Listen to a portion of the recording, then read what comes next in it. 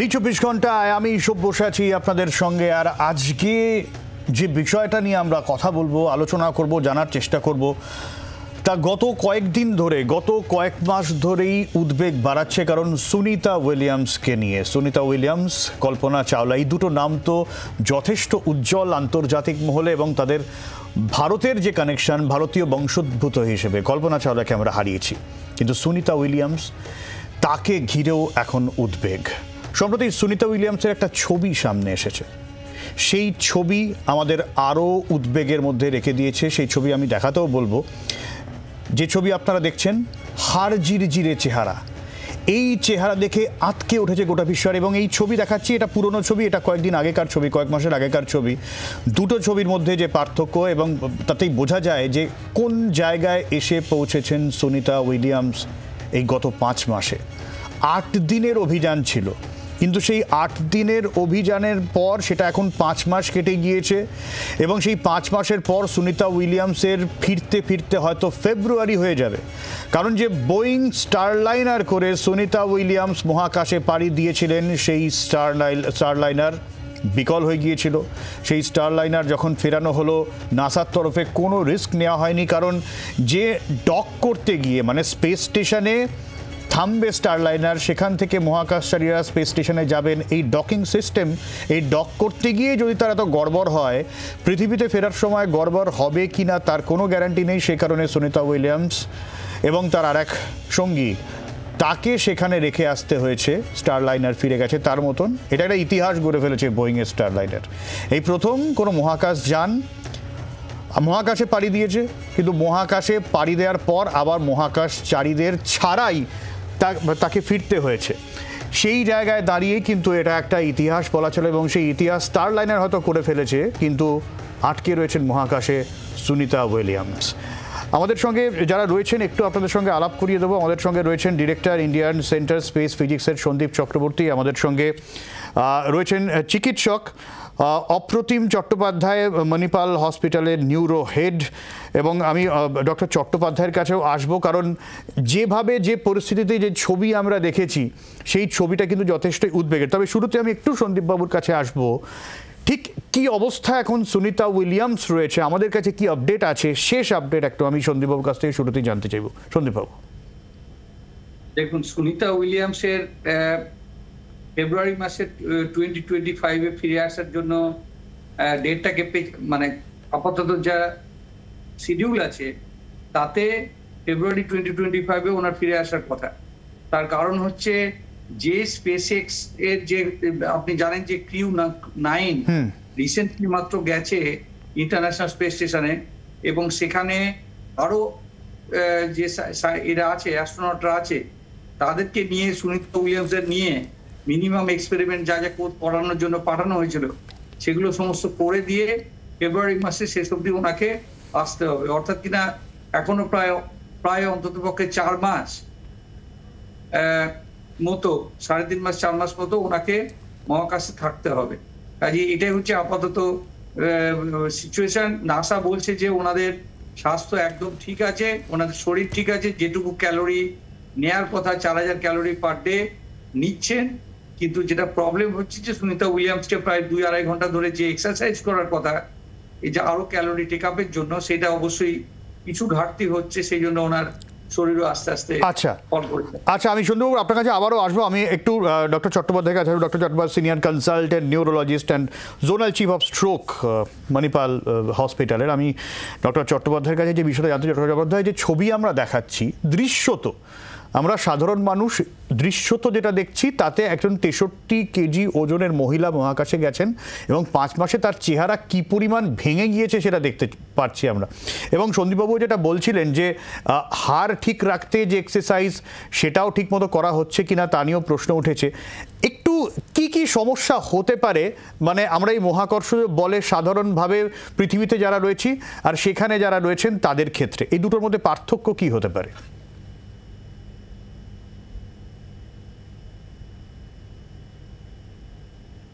শোনা যাচ্ছে আমার কথা? এটা খুব তাৎপর্যপূর্ণ একটা প্রশ্ন। যেটা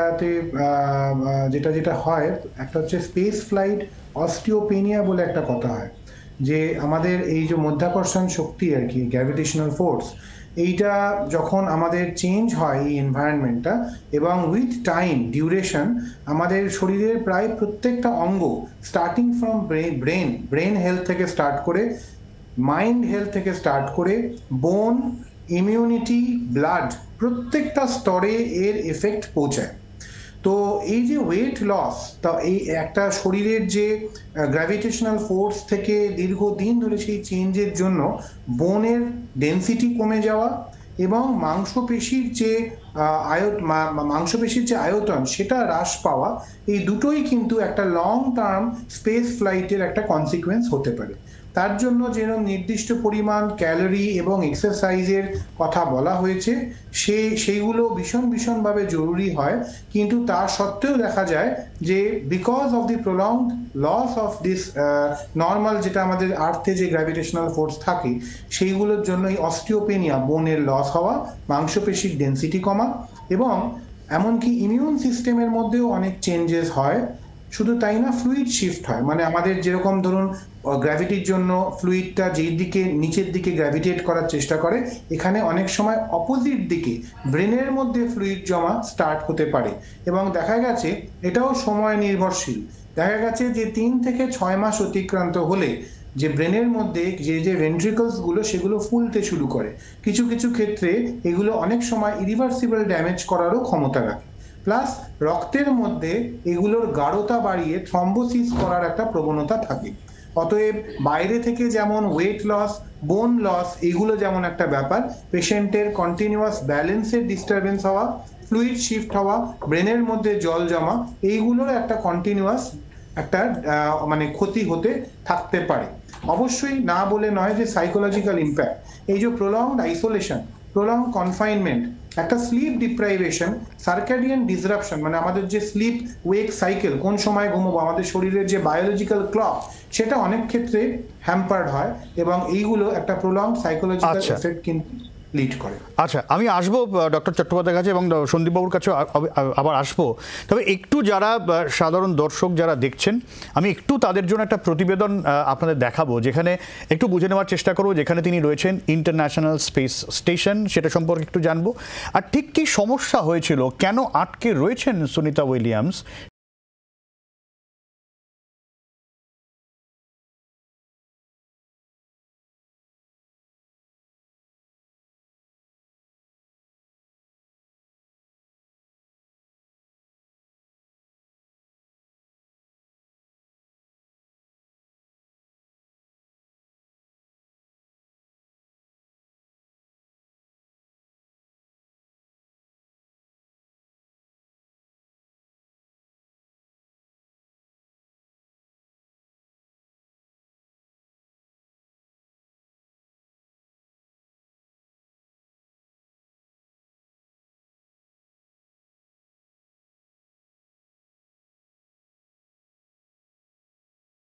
সালে আমেরিকা রাশিয়ার উদ্যোগে আন্তর্জাতিক মহাকাশ স্টেশন তৈরি হয়।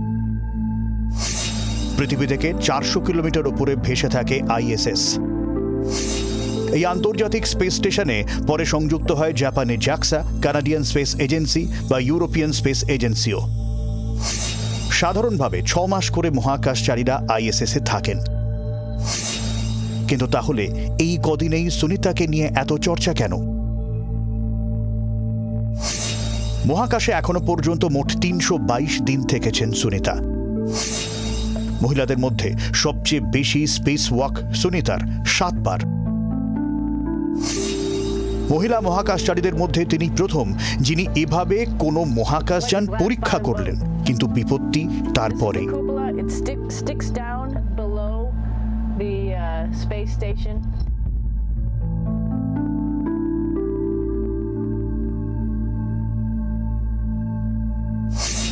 আইএসএস এ স্টারলাইনার ডক করার চেষ্টা করতেই বিপত্তি শুরু। স্টারলাইনারে হিলিয়াম লিক করতে শুরু করে। স্পেসক্রাফটের প্রপালশনের জন্য এই হিলিয়ামের প্রয়োজন হয়। স্টারলাইনের 28টি থ্রাস্টারের মধ্যে 5টি বিকল হয়ে যায়। এর জেরে সুনিতা ও ব্যারিকে আন্তর্জাতিক স্পেস স্টেশনে রেখেই ফিরে আসে স্টারলাইনার। এতেও রেকর্ড। এই প্রথম কোনো মহাকাশযান মহাকাশচারীদের নিয়ে গিয়ে ফাঁকা ফিরে এলো। এবার প্রশ্ন, কেন সমস্যায় সুনিতা? সুনিতার বাড়ি যাওয়ার আগেই আন্তর্জাতিক স্পেস স্টেশনে 7 জন মহাকাশচারী ছিলেন। আরও 2 জনের আচমকা আগমনে অতিরিক্ত চাপ পড়ে স্টেশনে। মহাকাশ যাত্রা এতটাই ব্যয়বহুল ও অঙ্ক মেনে হয়, দুমদাম করে কাউকে নিয়ে যাওয়া, নিয়ে আসা বা থাকার ক্ষেত্রেও সমস্যা। 8 দিনের অভিযান দাঁড়িয়েছে 5 মাসে। এই 5 মাসে সুনিতা উইলিয়ামসের ওজন মারাত্মক কমেছে, ছবিতেই স্পষ্ট। 5ই জুন যাত্রার সময় তার ওজন ছিল 63 কেজি। প্রয়োজনীয় ক্যালোরি ছাড়া দ্রুত শরীর ভাঙে মহাকাশে। হাড় শক্তিশালী রাখতেও নির্দিষ্ট পরিশ্রম করতে হয়। পুরুষদের থেকে মহিলাদের বেশি পেশির ক্ষয় হয় মহাকাশে।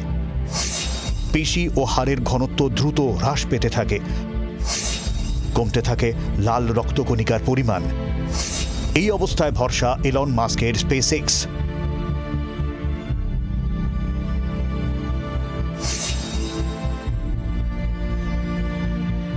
ফেব্রুয়ারিতে এলন মাস্কের সংস্থা স্পেস এক্সের ক্রু ড্রাগন 9 মহাকাশে পাড়ি দেবে সুনিতাদের জন্য।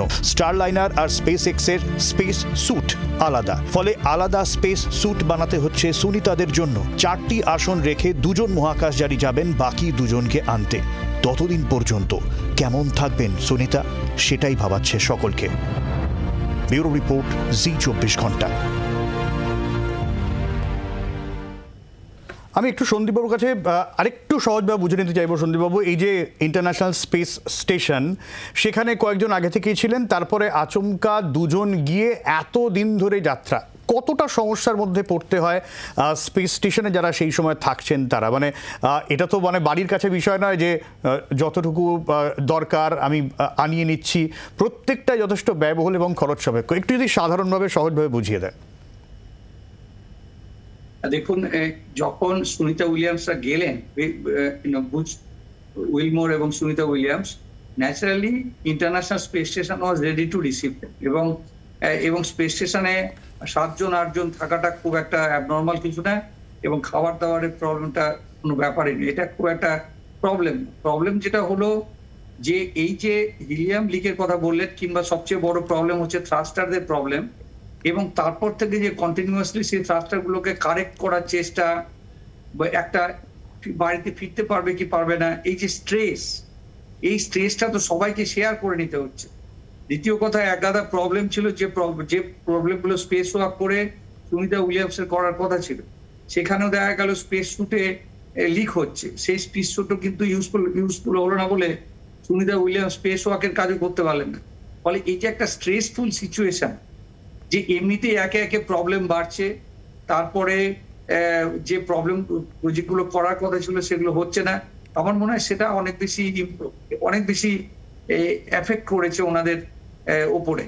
এবং কিন্তু থাকাটা কিংবা খাওয়া দাওয়াটা, গল্প গুজব করা, এগুলোর এক্সারসাইজ করা, আমার মনে হচ্ছে না সেগুলো। আর সেখানে 8 জন থেকে 10 জন ইজিলি থাকতে পারে।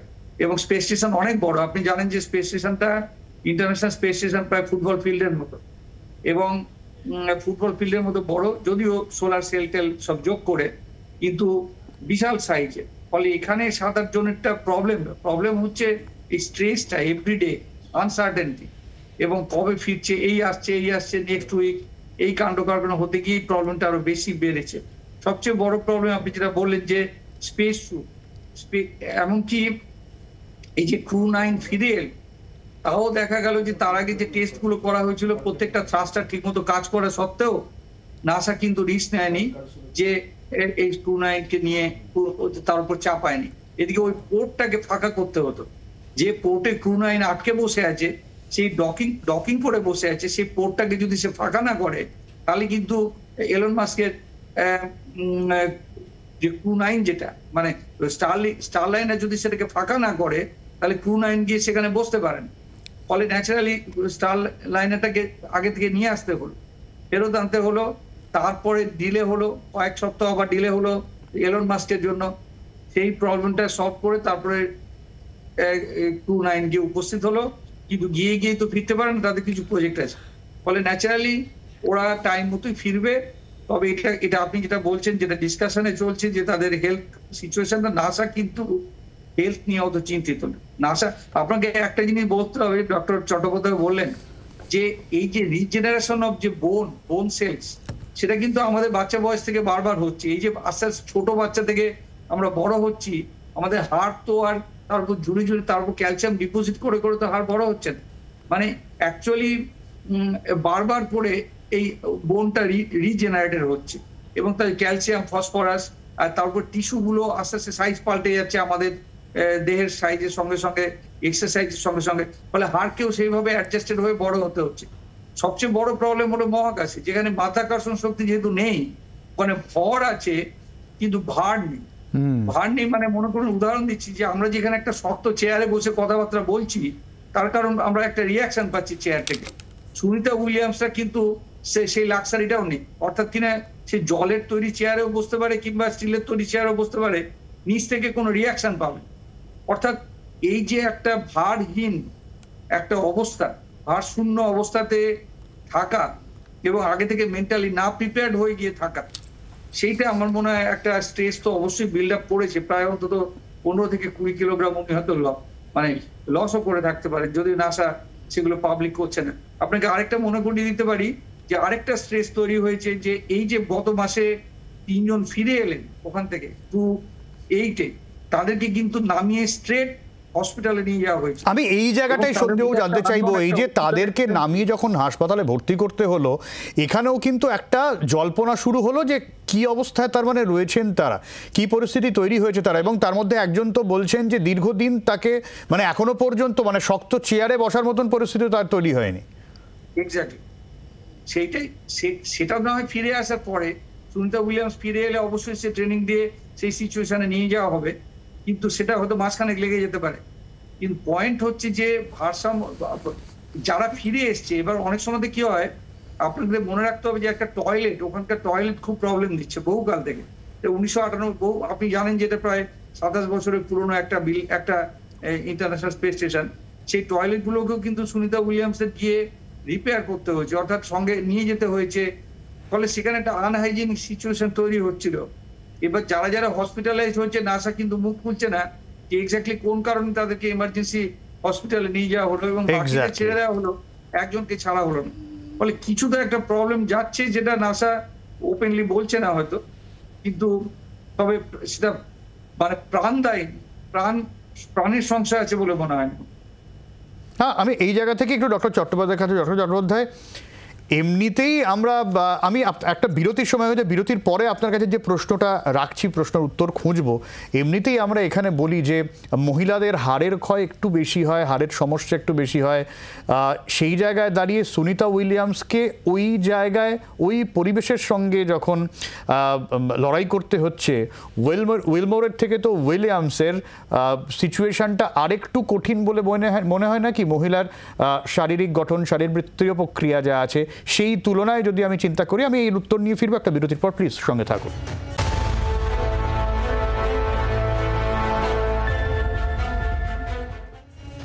ডক্টর চট্টোপাধ্যায়ের কাছে যে প্রশ্ন রেখেছিলাম, একজন মহিলা মহাকাশচারী হিসাবে তুলনামূলকভাবে ফিজিক্যালি কতটা চ্যালেঞ্জের মুখে পড়তে হচ্ছে সুনিতা উইলিয়ামসকে?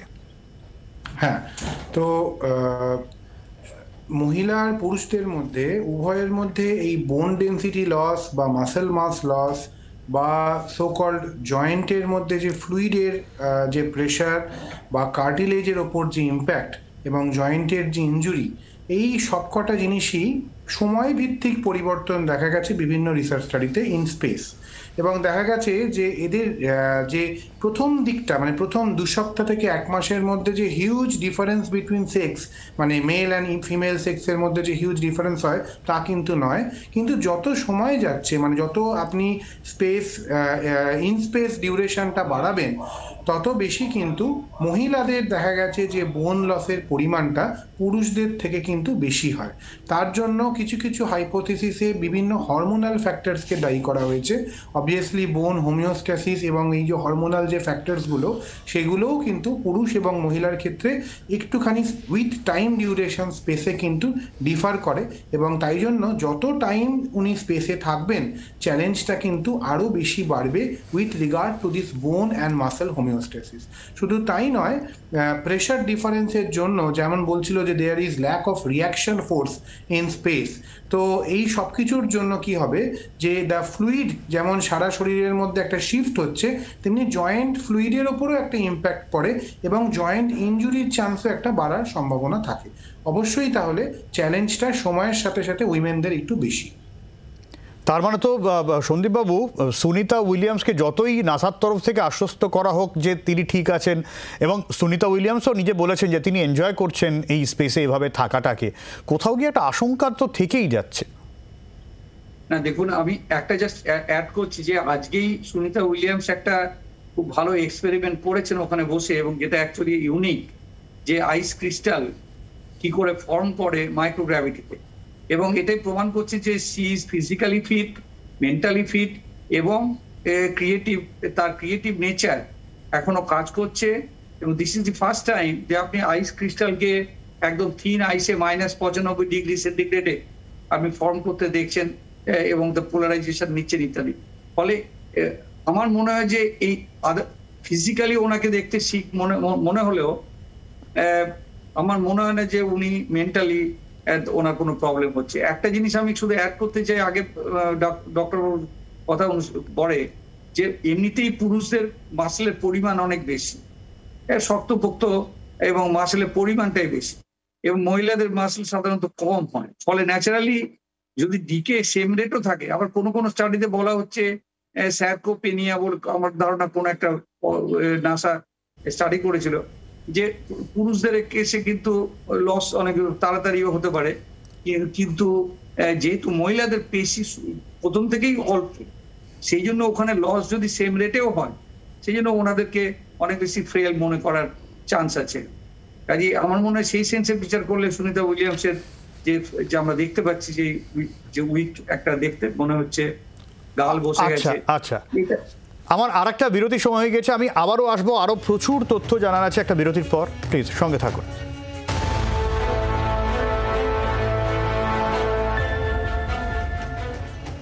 আমি আবারও ডক্টর চট্টোপাধ্যায়ের কাছে যাব। ডক্টর চট্টোপাধ্যায়, মহাকাশে এখনো পর্যন্ত রেকর্ড মহিলা যিনি সব থেকে বেশি দিন সময় কাটিয়েছেন, ক্রিস্টিনা কোচ, যদি আমি খুব ভুল না করি 328 দিন, সেই জায়গা দাঁড়িয়ে প্রায় অর্ধেক দিন হয়েছে উইলিয়ামসের ক্ষেত্রে।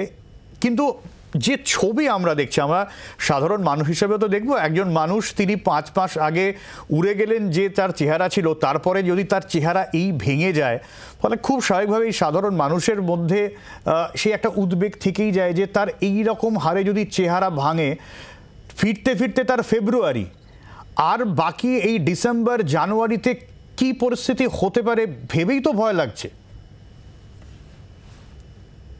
হ্যাঁ, মানে আমি এখানে এটাই বলতে চাইবো যে উনি তো একজন মানে অত্যন্ত অভিজ্ঞ, এবং যতই আমরা এখানে বসে আমরা তার ফিজিওলজি বা মানে বায়োকেমিস্ট্রি এগুলো নিয়ে আলোচনা করি, কিন্তু এটা ফ্যাক্ট যে ওনাকে দেখে অ্যাটলিস্ট মনে হচ্ছে যে উনি মানসিকভাবে খুবই মানে স্ট্রং নিজেকে রেখেছেন, এবং she is an expert to know how to fight the situation. এবং এটা নিয়ে কোনো দ্বিমত নেই যে ওনাকে দেখে বোঝার উপায় নেই যে উনি এতটা স্ট্রেস এবং এতটা একটা মানে হিউজ ফাইটের মধ্যে দিয়ে উনি যাচ্ছেন, শারীরিক শুধু না মানসিক। এখানে কতগুলো কথা আমি বলতে চাই, মানে শুধু যে মানে আমরা বারবার করে মানে বোনের ডেনসিটি, মাংসপেশি এবং সাইকোলজিক্যাল ইম্প্যাক্ট নিয়ে কথা বলছি, আমরা যেটা নিয়ে মানে আলোচনাটা আরো একটা করা উচিত সেটা হচ্ছে রিফ্লেক্সগুলো। মানে ধরুন আমরা যখন পৃথিবীতে থাকি, গ্র্যাভিটির জন্য আমাদের কতগুলো রিফ্লেক্স ছোটবেলা থেকে তৈরি হয়, এবং তার মধ্যে যেমন ধরুন যে রিফ্লেক্সের মাধ্যমে আমরা নিজেদেরকে ব্যালেন্স করি, হ্যাঁ, সেটা যে শুধু মানে মাংসপেশির জোর বা সবকিছু যে হাড়ের জোর দিয়ে হয় তা তো নয়, কিছুটা স্নায়ুর অনেক ভূমিকা থাকে।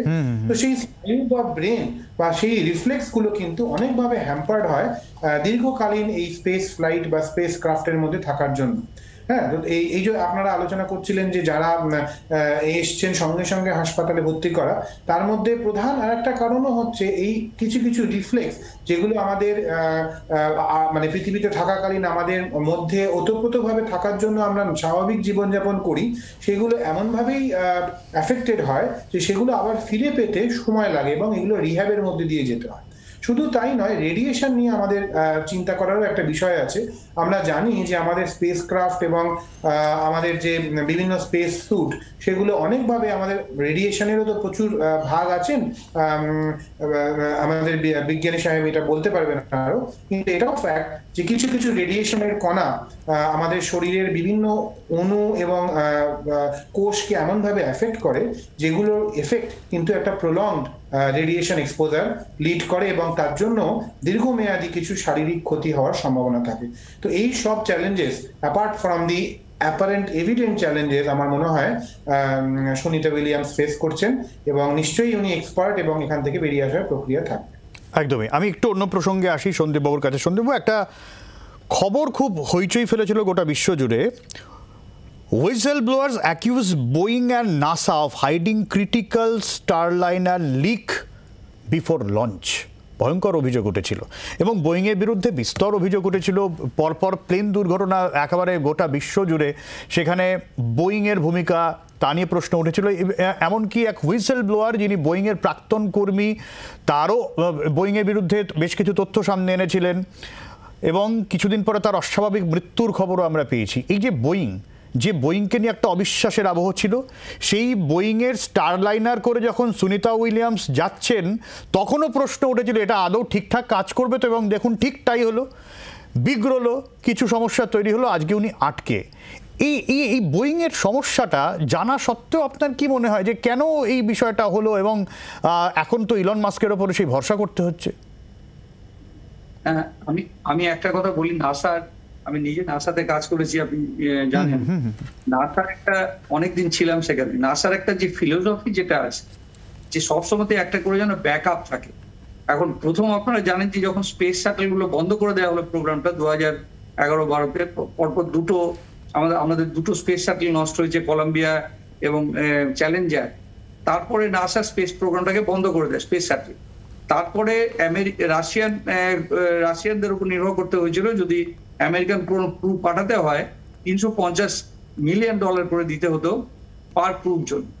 সেইখান থেকে নাসা সিদ্ধান্ত নিল আজ থেকে প্রায় মনে করুন 12-13 বছর আগেই, যে এরকম 2012-13 সালেই, যে আমাদের দুটো অন্তত প্যারালাল সিস্টেমকে ডেভেলপ করতে হবে, যাদের মধ্যে একটা যদি ফেল করে আরেকটা যেন কাজ করে। কাজেই ওরা টেন্ডার দিল। ন্যাচারালি টেন্ডারে, এবং বোয়িং এর যেহেতু এভিওনিক্সে প্রচুর এক্সপার্টিস আছে, বোয়িং এর সঙ্গে নাসা এর আগে প্রচুর কাজ করেছে, কারণ NASA aeronautics and space administration, শুধুমাত্র স্পেস না, কিন্তু ইসরোর মতো। ফলে বোয়িং এর সঙ্গে কাজ করার অভিজ্ঞতা আছে। এবার বোয়িং ন্যাচারালি যখন টেন্ডার দেওয়া হলো, বোয়িং কে স্ক্র্যাচ থেকে শুরু করতে হয়েছিল, কারণ বোয়িং এর মহাকাশে যাওয়ার কোনো অভিজ্ঞতা নেই। কিন্তু এলন মাস্ক, নাসা ছাড়াই এলন মাস্ক নিজের টাকা দিয়ে কিন্তু মহাকাশে যেতে শুরু করেছে বহুদিন আগে থেকে। ফলে যখন টাকা পয়সা দেওয়া হলো, প্রায় $6 বিলিয়ন দেওয়া হলো বোয়িংকে, আর প্রায় $2 বিলিয়ন মতো দেওয়া হলো স্পেস এক্সকে। এখন এই দুটো কোম্পানিকে প্যারালি করতে বলা হলো, কেননা কখনোই নাসা চায়নি যে এলন মাস্কের উপরে কমপ্লিটলি ডিপেন্ড করতে, কারণ এটা সম্ভব না। একটা ন্যাশনাল সেন্টার একটা প্রাইভেট সেক্টরের উপর কমপ্লিটলি ডিপেন্ড করবে, এটা উচিত না। তো সেই মনে করে যখন দেয়া হলো, বোয়িংকে অনেক বেশি ইনভেস্ট করতে হয়েছে এবং অনেক বেশি সময়। আপনারা জানেন যে 2017-তেই বোয়িং এই কিন্তু প্রথম টেস্ট ফ্লাইট পাঠানোর কথা ছিল, তারপরে পাঠানো হয়েছে বছর 2 আগে, সেখানেও লিক পাওয়া গেছে, এবং এবছর যেটা পাওয়া গেল সেখানেও লিক পাওয়া গেছে। কিন্তু তার মানে না যে নাসা ছেড়ে দেবে তাদেরকে। এত $6 বিলিয়ন ইনভেস্ট করার পরে নাসা বলবে না তোমরা ওয়ার্থলেস, তাহলে অপশনটা কি থাকছে? তাহলে সবসময় ক্রু 9 এর উপরে, বাই চান্স ক্রু 9 এর উপরে আমাদের করতে হচ্ছে। বাই চান্স যদি এবার ক্রু 9ও ফেল করে, তাহলে নাসার তো আর কোনো অপশনই রইল না। ফলে অবশ্যই আমরা সাপোর্ট করব যে বোথ মানে এলন মাস্কের যন্ত্র কাজ করবে, স্পেস এক্স যাবে, এবং অ্যাট দি সেম টাইম বোয়িংও নিজেদেরকে শিখতে পারবে তাদের ভুল থেকে। ওদের ন্যাচারালি ওদের প্রেস্টিজে হয়েছে যে ওদেরকে ক্রু মেম্বারকে ছেড়ে রেখে ফিরতে হয়েছে, তাদের শেয়ার মার্কেট ফল করেছে, তাদের একটা, এবং এটা প্রথম কোনো মহাকাশযান গেল এবং মহাকাশচারীদের ছাড়া ফিরতে হলো। বেসিক্যালি ডক থাকে ওখানে, মানে এটা তো মানে নজির করে দিল বোয়িং। না, আপনাকে বুঝতে হবে, সিচুয়েশনটা বুঝতে হবে। আমেরিকাতে ভোট চলছে, যেখানে কন্টেন্ডার একজন আরেকজন ইন্ডিয়ান অরিজিন। কমলা হ্যারিস, এখানে একজন ইন্ডিয়ান অরিজিন আকাশে বসে আছে। বাই চান্স যদি কোনো কিছু হতো সুনিতা উইলিয়ামসের, হয়তো পুরো ব্যাপারটা আমেরিকার ভোটেও কোনো না কোনো ভাবে প্রভাব পড়তে হতো। যে কারণে 20শে জানুয়ারি আমাদের প্রেসিডেন্টের ইনস্টল হয়ে যাওয়ার পরে, 47 প্রেসিডেন্ট হয়ে যাওয়ার পরে তারপরে নামানোর সিদ্ধান্ত নেওয়া হয়েছে ফেব্রুয়ারি মাসের ফার্স্ট উইকে। ফলে এটা কিন্তু কাকতালীয় না, এর মধ্যে অনেকগুলো। আমি এই জায়গাটাতে আসবো সন্দীপ বাবু। আমাকে ডক্টর চট্টোপাধ্যায়ের কাছে আমার একটা শেষ প্রশ্ন রয়েছে। ডক্টর চট্টোপাধ্যায়, এই যে ওখানে সুনিতা উইলিয়ামস রয়েছেন এবং সেখানে একদম অত একটা হাই অল্টিটিউড রয়েছে, জিরো গ্র্যাভিটি রয়েছে, কিন্তু একটা নির্দিষ্ট প্রেশারাইজড কেবিনের মধ্যে থাকতে হচ্ছে এবং সেটা একেবারে নির্দিষ্ট। আমরা পৃথিবীতে যখন থাকি সেই অর্থে নির্দিষ্ট বায়ুচাপের মধ্যে আমরা থাকি না। আমরা কখনো পাহাড়ে যাচ্ছি, কখনো সমুদ্রে যাচ্ছি, ফলে আমরা অনেকটা লুসিড স্টেটে থাকি। ওই রকম জায়গায় একটা নির্দিষ্ট প্রেশারের মধ্যে দিনের পর দিন থাকা, জিরো গ্র্যাভিটি, অত উঁচুতে, সামগ্রিকভাবে একজন মহিলা হিসেবে আবারও আপনার কাছে একটু স্পষ্ট করে বুঝতে চাইবো যে কী চ্যালেঞ্জের মুখে তাকে থাকতে হচ্ছে এবং এই 5 মাস কেটে যাওয়ার পরে আরও 2 মাস থাকতেই হবে, প্রোভাইডেড আমরা সবাই প্রে করব যাতে স্পেস এক্সের ওই স্পেস শাটল তাকে ফিরিয়ে আনতে পারে, এবং আনার পর এইখানে যদি তিনি সুস্থভাবে ফেরেন তাহলে তাকে কতটা চ্যালেঞ্জের মুখোমুখি হতে পারে। হ্যাঁ, তো প্রথমেই বলি যে মানে এই যে দুটো সিচুয়েশন সেটা কম্পারেবল নয়। সন্দীপ বাবু নিজেও মানে উনি নিজে এই ব্যাপারে আরো অনেকবার আলোকপাত করলেন যে এই যে মানে ওনারা এই যে স্পেস শাটলের মধ্যে একটা নির্দিষ্ট প্রেশারের মধ্যে থাকা, এটা তো একটা দীর্ঘমেয়াদী ট্রেনিং এর পর, তো শরীর অলরেডি ওনারা এটা অনেকটা ট্রেন করে ওখানে আজকে এই অবস্থায় আছেন, প্লাস দীর্ঘমেয়াদী আছেন। তো এতক্ষণ যে আলোচনাটা করছিলাম যে অতএব ওই অ্যাকিউট অ্যাক্লামাটাইজেশন ফেলিওর বা মানে এই প্রবলেমস গুলো ওনাদের ক্ষেত্রে ভ্যালিড নয়। ওনাদের ক্ষেত্রে যেটা হয় সেটা হচ্ছে যেটা নর্মাল এতদিন ধরে থাকার ফলে যে সমস্যাগুলো, তার মধ্যে প্রধান হচ্ছে যে ধরুন ফ্লুইড শিফটস, ব্রেনের যে শার্পনেস বা অ্যাটেনশন স্প্যান বা cognitive dysfunction, psychological impacts, reflex failure, মানে ধরুন আমাদের যে ভেস্টিবিউলার, আমরা যেভাবে নিজেদেরকে ব্যালেন্স করি সেইগুলো ওখানে একদমই কাজ করছে না, মানে অন্যরকম ভাবে সেই রিফ্লেক্সগুলো অ্যাডাপ্ট করছে। সেই অ্যাডাপ্টেশনের ফলে ওনারা যখন আবার ফিরে আসার প্রক্রিয়া চালু করবেন বা যদি এখানে ফিরে আসেন, তাহলে সেইগুলো আবার একটা রিহ্যাবের মাধ্যমে গিয়ে সেগুলো আস্তে আস্তে পুরোনো জায়গায় ফিরিয়ে আনার চেষ্টা করা। 2 নম্বর হচ্ছে একটা রেডিয়েশন এক্সপোজার, যে কারণের মধ্যে যে যতই রেডিয়েশন প্রোটেকশন হোক, কিছু রেডিয়েশন দেখা গেছে, কিছু রেডিয়েশন পার্টিকলস এগুলোকেও ভেদ করে প্রলং স্টেজ জন্য এর জন্য কিছু সেল বা কোষ ড্যামেজের লক্ষণ পাওয়া যায়, তো সেইটাকে অতিক্রম করা। 3 নম্বর হচ্ছে ইমিউন সিস্টেমের পরিবর্তন হওয়া, মানে যে আমরা পৃথিবীতে থাকাকালীন যেরকম ইমিউন সিস্টেম আমাদের ফাংশনিং হয়, ওখানে ইমিউন সিস্টেমের একটা পরিবর্তন হওয়ার একটা প্রক্রিয়া দেখা যেতে পারে। সুতরাং যখন ফিরে আসবেন অবশ্যই এই জায়গাটা থেকে আবার এই নর্মাল যে এত একটা আমাদের ইমিউনিটি লাগে এই হিউজ অ্যামাউন্ট অফ ইনফেক্টিভ এনভায়রনমেন্টকে ফাইট করতে, সেই জায়গাটা ফিরে আসার জন্য একটা রিহ্যাব প্রক্রিয়া। এই সবকিছুর অতিক্রম করে হচ্ছে ওনার সাইকোলজিক্যাল ইম্প্যাক্টটাকে মানে ওনার সাইকোলজিক্যাল স্ট্রেংথটাকে বজায় রাখা এবং অবভিয়াসলি হোপলেসনেস, হেল্পলেসনেস এবং আইসোলেশনটাকে ওভারকাম করা। আমার মনে হয় এইগুলোই প্রধান চ্যালেঞ্জ হওয়া উচিত। আর ডক্টর চট্টোপাধ্যায়, এমনি আমরা যদি একটু সাধারণভাবে বুঝি, মানে দীর্ঘক্ষণ যদি কেউ আমরা পুকুরে থাকি বা সুইমিং পুলে থাকি, হঠাৎ করে ওঠার পরেও কিরকম একটা শরীরটা ভারী ভারী এরকম একটা অস্বস্তিকর পরিস্থিতি তৈরি হয়, আর এখানে তো এতদিন স্পেসে একদম একদম মানে সেটাই একদম মানে একটা ওয়েটলেস সিচুয়েশন থেকে আবার একটা ওয়েটের মধ্যে ফিরে আসা, দুটো ডেফিনেটলি এই পুরো জিনিসটা আবার শিফট হওয়া, ফ্লুইড শিফট হওয়া, শরীরের কোষগুলো ফিরে আসা নিজের জায়গায়, তার মধ্যে যে সেলুলার গঠন এবং যে ড্যামেজগুলো হয়েছে সেগুলোকে ওভারকাম করা, এইটা একটা বড় চ্যালেঞ্জ। একদমই। ডক্টর চট্টোপাধ্যায়, আপনাকে ধন্যবাদ। আমি একটু সন্দীপবাবুর কাছে আসবো।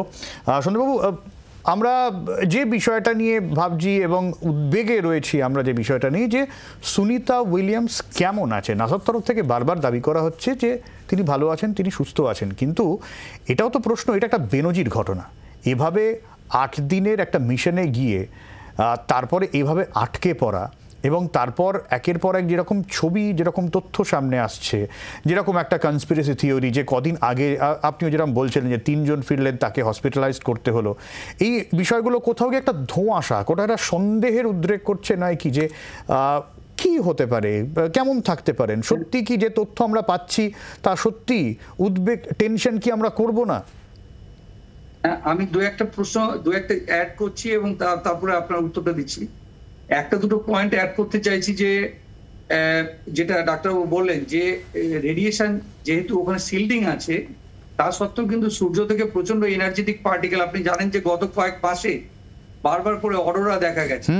এই যে সোলার এনার্জেটিক পার্টিকেল গুলোর মধ্যে আছে প্রচন্ড এনার্জেটিক প্রোটন, এগুলো কিন্তু ওই স্পেস সার্কেলের আমাদের স্পেস স্টেশনের বডি ভেদ করে রেডিয়েশন অ্যাস্ট্রোনটদের গায়ের মধ্যে পড়ে এবং এরা ড্যামেজ করতে পারে নিউরনের, এরা ক্যান্সার তৈরি করতে পারে এবং এন্টায়ার ক্যারিয়ারে 600 মিলিসিভার্টসের বেশি যেন রেডিয়েশন না হয় সেটা দেখা হয়। পার্টিকুলার প্রবলেম হচ্ছে যে এবার সোলার ম্যাক্সিমা আসছে, সামনের বছর হচ্ছে সোলার ম্যাক্সিমা, অলরেডি পরপর বেশ কয়েকবার ফ্লেয়ার হয়েছে এবং সেই ফ্লেয়ারে বেশ প্রচুর পরিমাণে চার্জ পার্টিকেল কিন্তু তারা অলরেডি এক্সপোজড হয়েছে। ফলে এটা একটা বড় প্রবলেম এবং ক্যান্সারাস হতে পারে, অনেকেই ক্যান্সার ডেভেলপ করে যদি এরকম রেডিয়েশন এক্সপোজ থাকে। এবার সুনিতা উইলিয়ামস, আমি যেটা আজকে একটু আগে যেটা বললাম, আপনাকে দুটো পয়েন্ট আরেকটা যোগ করছি, সেটা হচ্ছে যে আমরা একটু আগে স্টারলাইনার নিয়ে বলছিলাম। স্টারলাইনারের ডিজাইনের টিমে কিন্তু সুনিতা উইলিয়ামস নিজে ছিলেন এবং উনি নিজে পাইলটিং করেছেন এবং অ্যাকচুয়ালি ওনারই সার্টিফাই করার কথা যে যন্ত্রটি ঠিকঠাক কাজ করে, এটাকে বিশ্বাসযোগ্য যন্ত্র কিনা। কাজেই এতখানি দায়িত্ব ছিল ওনার উপরে এবং যদি উনি বলতেন না এটা ফেলিওর, উনি যদি সার্টিফাই করতেন তাহলে বোয়িং এর ন্যাচারালি বিজনেসের প্রবলেম হতো। তো সেই কারণে আমি জানি না এক্সাক্ট সার্টিফিকেট উনি এখনো দিয়েছেন কিনা, কিন্তু কেননা ওনাকে বাদ দিয়ে ফিরে আসতে হয়েছে। কিন্তু Sunita Williams is also interested to see on behalf of নাসার তরফ থেকে তো বটেই এবং বোয়িং এর তরফ থেকেও যে এই যন্ত্রটা যেন সত্যিকারের কাজ করে। ওনারা প্রচুর চেষ্টা করেছেন প্রত্যেকটা থ্রাস্টারকে আলাদা করে অন অফ করে করে দেখা এবং সেগুলোকে প্রত্যেকটা এক্সপেরিমেন্টকে আবার পৃথিবীতে বসে রিপিট করা। ফলে সুনিতা উইলিয়ামস প্রচুর চেষ্টা করেছেন এবং এখন পর্যন্ত উনি তা সত্ত্বেও উনি কিন্তু যথেষ্ট স্ট্রং। আজকে উনি যা রেজাল্ট দেখলাম 3 ঘন্টা আগে পাবলিক করেছেন যে crystal result, this is the work of A scientist, এবার এ ভেরি ক্রিয়েটিভ সায়েন্টিস্ট। ফলে ওনার মধ্যে উনি অন দি ওয়ান হ্যান্ড যেমন ইঞ্জিনিয়ারিং স্কিল, তেমনি আবার সায়েন্টিস্ট কাজ করছেন, ওনার আরেকজনের হয়ে সায়েন্সের এক্সপেরিমেন্ট করছেন। আমার মনে হয় না যে ওনার জীবনের আশঙ্কা আছে এবং নাসা প্রত্যেক দিনই তার ভাইটাল স্ট্যাটিস্টিক্স প্রত্যেকটা যা প্যারামিটার আছে প্রত্যেকটা চেক করে যাচ্ছে। বোন লস হয়েছে, মাসেল লস হয়েছে, সেগুলো তো কষ্ট বোঝা যাচ্ছে। তবে পার গ্রামে আপনারা জানেন যে প্রায় 1 গ্রাম মতো করে পার কিলোগ্রামে প্রোটিন তাকে নিতেই হয়।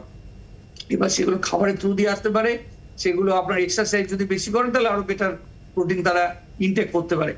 এই 2.5 ঘন্টা ধরে যে করা এক্সারসাইজ করা সেইটা ওনার দ্বারা হচ্ছে কিনা সেটা হচ্ছে মোস্ট ইম্পর্টেন্ট, সেইটা উনি করতে পারছেন কিনা। নাসা এই পর্যন্ত কিন্তু সেটা জানায়নি আমাদের যে উনি 2.5 ঘন্টা মিনিমাম না করলে যে পরিমাণ প্রোটিন ইনটেক করার কথা, যে পরিমাণ ফুড নেওয়ার কথা, অন্তত 4000 থেকে 5000 ক্যালোরি তার দরকার যদি এক্সারসাইজ করে।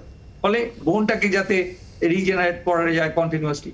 আর কিছুক্ষণ আগে আপনারা ডিসকাস করছিলেন যে ফিরে আসার পরে কি হয়।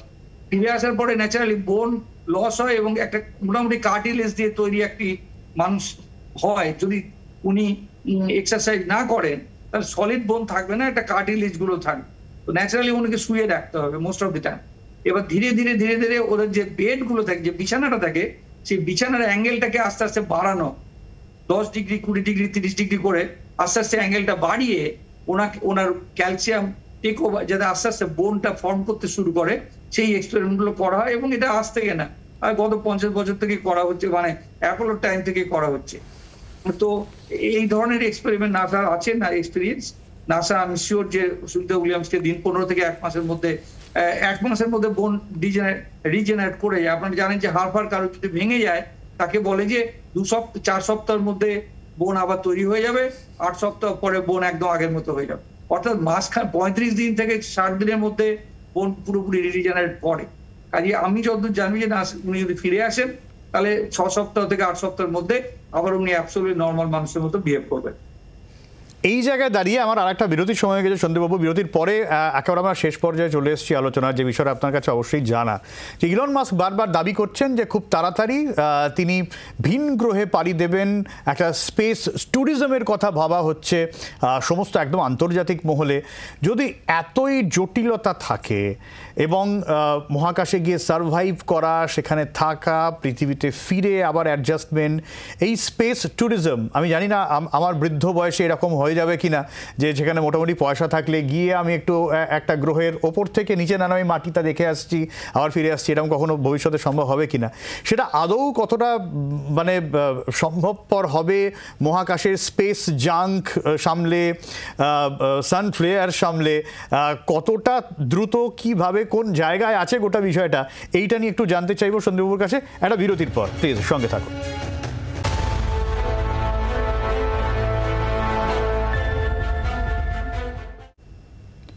সন্দীপের কাছে যে প্রশ্নটা করেছিলাম, স্পেস ট্যুরিজম, এটা এই পরিস্থিতিতে মানে কতটা বাস্তব বলে আপনার মনে হয়, এবং যদি হয়ও মোটামুটিভাবে আর কতটা সময় লাগতে পারে? দেখুন, প্রথম কথা, এলন মাস্কের একটা বিখ্যাত উক্তি আছে যে হয় আপনি নিজে হাঁ করে দেখুন কিংবা নিজে পার্টিসিপেট করুন, একজন না একজন স্পেস ট্যুরিজমকে ডেভেলপ করবে খুব নিয়ার ফিউচার। ফলে স্পেস, এটা এলন মাস্ক বারবার বলেন এবং কাজে উনি বলছেন তাহলে I may as well do, কাজে উনি করতে চাইছেন এবং করবেনও। এবার স্পেস ট্যুরিজমের মানে এই না যে আপনাকে রিগোরাস, যে সুনিতা উইলিয়ামস কিংবা যে মহাকাশচারীদের মতো কতখানি রিগোরাস ট্রেনিং এর মধ্য দিয়ে যেতে হবে। আপনারা জানেন যে সাধারণ মানুষ গিয়েও কিন্তু কার্বন লাইন ক্রস করে চলে এসেছে, যেটা 100 কিলোমিটার উঁচুতে। এবার যেটা করতে চাইছেন তার কতগুলো মাল্টিফেসেড আছে। একটা হচ্ছে যে স্পেস বাস, একটা বাসে করে 100 খানা 100 খানা মতো প্যাসেঞ্জার নিয়ে রিইউজেবল যে রকেট গুলো করেছেন। আপনি জানেন যে মাসখানেক আগে উনি ওনার রকেট একদম লঞ্চ প্যাডে তো ফিরে এসেছে, উপরন্তু মানে এর মধ্যে ফিরে এসে যে যা একদম ক্যাচ করা হয়েছে ওনার রকেট, রিইউজেবল রকেটকে। অর্থাৎ উনি বারবার একই রকেট ইউজ করতে চাইছেন যাতে প্রাইসটা রিডিউসড হয়ে যায়, এবং উনি একমাত্র করতে পেরেছেন এই কাজটি। আচ্ছা, এইবার কদিন সময় লাগবে এবং তাতে মানুষের গায়ে এফেক্ট করবে। ধরুন আপনি চাঁদে গিয়ে 2-3 বার চাঁদের চারিদিকে ঘুরে চলে আসতে চাইছেন, আপনাকে চাঁদে নামাতে গেলে অনেক ঝামেলা আছে, কিন্তু যদি আপনি জাস্ট ফিরে আসতে চান যাতায়াত, তাহলে আপনার এক্স্যাক্টলি 7 দিন মতো সময় লাগবে। এই 7 দিনে স্পেস ট্যুরিজমে করা খুবই মানে করা সম্ভব, এর মধ্যে ভয়ের কিছু নেই। আমাদের যা টেকনোলজি আছে, স্পেস ইলন মাস্কের যা আছে, এবং উনি যদি $100,000 করে নেন পার হেড, অবশ্যই উনি গিয়ে চাঁদে ঘুরে আসা যাবে। এবার যদি মঙ্গলের কথা হয় সেটা সম্পূর্ণ আলাদা। মঙ্গল কিন্তু এখান থেকে বহু দূরে, মঙ্গলের কাছে যেতে টিপিক্যালি মাস 4 মতো সময় লাগে। যদি নিউক্লিয়ার পাওয়ার নিয়েও যাওয়া যায় তাও আমার মনে হয় না যে 3 মাসের নিচে যেতে পারবে। সবচেয়ে বড় প্রবলেম হলো আপনি যদি একবার যান, একবার ল্যান্ড করেন, ফিরে আসতে পারবেন না, কিন্তু ওখানে অন্তত 6 মাস থেকে যেতে হবে, কারণ আপনি সুটেবল একটা উইন্ডো পাবেন না। সবসময় একটা উইন্ডো বলে ব্যাপার আছে যে আপনি কখন লঞ্চ করছেন। দেখবেন ওনারা মাঝে মধ্যেই ওনারা বলেন যে আমাদের এই একটা লঞ্চিং উইন্ডো আছে, কাল আর পরশু। এই উইন্ডোটার মধ্যে যদি আপনি না পাঠাতে পারেন তাহলে আপনি মিস করবেন, হয়তো পরের উইন্ডো আসবে হয়তো 6 সপ্তাহ পর। এই লঞ্চিং উইন্ডো মানেটা কি? আপনি যদি একবার গিয়ে পৌঁছান, আপনার ফেরার উইন্ডো প্রায় মাস 6 পরে। অর্থাৎ মানে এই উইন্ডো মানেটা কি, মানে এই উইন্ডো বলতে কি বোঝায়? না, উইন্ডো মানে বলছি যে উইন্ডোটা কি, যে লঞ্চিং উইন্ডো। আপনি যে রকেটটাকে পাঠালেন, সেই রকেটটা পৃথিবী থেকে যখন বেরিয়ে গেল, ওটা যখন আপনি যেখানে যাচ্ছেন, মনে করুন চাঁদে কিংবা মঙ্গলে যাচ্ছেন কিংবা অন্য যে কোনো অবজেক্টে যাচ্ছেন, তার অরবিটের সঙ্গে সেটা যেন ট্যানজেন্সিয়ালি, অর্থাৎ ট্যানজেন্সিয়ালি তার সঙ্গে যেন এই যখন গিয়ে পৌঁছবে, আপনাকে মনে রাখতে হবে যে আপনি যখন ছাড়ছেন রকেটটা তখন চাঁদ এক জায়গায়, আর এই যখন গিয়ে পৌঁছবে চাঁদ কিন্তু সম্পূর্ণ অন্য একটা জায়গায়। আচ্ছা, সেটা অঙ্ক করতে হবে। আচ্ছা, এবার সরি, সেইটা পুরো হিসেব করতে হবে, অঙ্ক করতে হবে। এক্স্যাক্টলি এমন করে করতে হবে যে আপনি যখন ওখানে গিয়ে পৌঁছলেন, আপনি যখন ট্যানজেন্সিয়ালি, অর্থাৎ ডাইরেক্ট ধাক্কা না, আপনি ওকে ও গ্রেজিং ইনসিডেন্সি যখন ওর পাশ দিয়ে যাচ্ছেন, ও ঠিক সেখানে গিয়ে উপস্থিত, যাতে করে কিনা ওর গ্র্যাভিটিতে আপনাকে ওর গ্র্যাভিটিতে টেনে নেয়। আপনি যদি সামান্যতম যদি ভুল হয়, আপনি কিন্তু ক্র্যাশ করবেন কিংবা ওকে ছেড়ে দিয়ে মহাবিশ্বে হারিয়ে যাবেন। ফলে এই যে উইন্ডোটা তৈরি করা হয়, ম্যাথমেটিক্যাল একটা ফাংশন আছে, সেই উইন্ডোটা খুব সামান্য 2-3 দিনের জন্য থাকে মঙ্গলে যে কোনো সময়। ফলে আপনি যদি যান মঙ্গলে একবার গিয়ে পৌঁছলেন 6 মাস পরে কি 4 মাস পরে ফিরতে পারবেন, আপনাকে কিন্তু 8 মাস 9 মাসের জন্য ওখানে খাবার নিয়ে যেতে হবে সঙ্গে করে। ফলে এটা এলন মাস্ক বলছে বটে, কিন্তু আমি মনে করি না যে হয়তো 50-60 বছরের মধ্যে এটা ফিজিবল হবে, যদি না প্রচন্ড ফাস্ট কোন রকম রকেটে আমরা একটু সময়সীমাটাকে এগিয়ে দিতে পারি। আর আমরা যদি আমাদের নিরিখে ভাবি, আমাদের গগনযান তো আমরা প্রিপারেশন নিচ্ছি, আমাদের কতদিন লাগতে পারে আর এই পর্যায়ে যেতে বলে আপনার মনে হয়? আমাদের এখনো পর্যন্ত বাদ দিয়ে আমি চাঁদ নিয়ে আমি আশাবাদী। চাঁদের সম্ভবত 10 বছরের মধ্যে, আমি কিন্তু দ্যাট কাইন্ড অফ আশাবাদী যে 10 বছরের মধ্যেই space tourism up to moon এবং চাঁদে না নেমে, আমি বলছি যে চাঁদে না নেমে, কারণ চাঁদে নামাটার জন্য যে টেকনোলজি কিংবা যা এক্সপেন্স দরকার সেটা সাধারণ মানুষ দিতে পারবে না, কিন্তু চাঁদে না নেমে অন্তত 3 বার অরবিট করে 100 কিলোমিটার। আমার সময় প্রায় একেবারে শেষ হয়ে রয়েছে, আপনার কাছে শেষ অবশ্যই প্রশ্ন সাধারণ মানুষের তরফ থেকে, আমরা তাহলে সুনিতা উইলিয়ামসকে আগামী ফেব্রুয়ারি মাসে একেবারে সুস্থ অবস্থায় ফিরতে দেখব, এই নিয়ে আমরা আশাবাদী হতেই পারি? ইয়েস, অবশ্যই আমরা আশা করছি যে উনি ফিরে আসবেন এবং ক্রু 9 অলরেডি আছে ডক করা। যদি তেমন কোনো ক্রিটিক্যাল সিচুয়েশন হয়, ক্রু 9 অন্যান্য এক্সপেরিমেন্ট বন্ধ করে ওনাকে নিয়ে ফেরত যাবে, সেই ডকিং এ আছে অলরেডি ক্রু 9, কাজে একটা ব্যাকআপ ওখানে বসে আছে। একদমই, অনেক ধন্যবাদ সন্দীপবাবু আপনাকে। অর্থাৎ সিচুয়েশন খারাপ হয় তাহলে ওনাকে বাঁচানোটা হচ্ছে ফার্স্ট প্রায়োরিটি। ঠিক এবং আমরা সেটাই প্রত্যেকে চাইবো, আমরা প্রত্যেকেই সেটা প্রার্থনা করব যেন সুনিতা উইলিয়ামস ওখানে আছেন, ভালো থাকুন, ফেব্রুয়ারিতে একেবারে সুস্থ অবস্থায় ওখানে আমরা পাবো। একদমই সন্দীপবাবু, আমার সময় শেষ, আপনাকে অনেক ধন্যবাদ, প্রচুর তথ্য জানা গেল এবং অবশ্যই এই আশায় থাকবো যে সুস্থভাবে একেবারে পৃথিবীতে ফিরে আসুন, আবারও নানান গবেষণার নতুন ক্ষেত্র উন্মোচিত হোক সুনিতা উইলিয়ামসের মাধ্যমে। এখানে শেষ করছি, সঙ্গে থাকুন জি 24 ঘন্টা। বাংলার আওয়াজ, বাঙালির আবেগ, জি 24 ঘন্টা।